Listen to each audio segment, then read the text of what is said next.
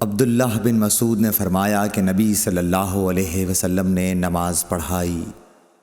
ابراہیم نے کہا مجھے نہیں معلوم کہ نماز میں زیادتی ہوئی یا کمی۔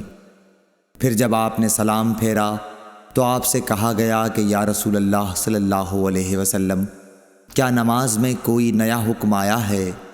آپ نے فرمایا آخر کیا بات ہے؟ لوگوں نے کہا آپ نے اتنی رکعتیں پڑھی ہیں۔ یہ سن کر آپ صلی اللہ علیہ وسلم نے اپنے دونوں پاؤں پھیرے اور قبلے کی طرف منہ کر لیا اور سہو کے 2 سجدے کیے اور سلام پھیرا۔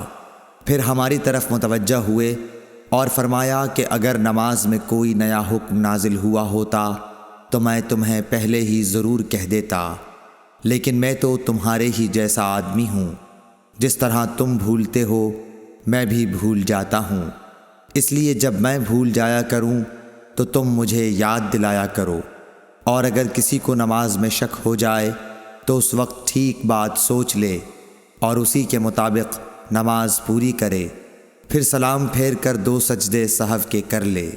صحیح بخاری حدیث نمبر 401۔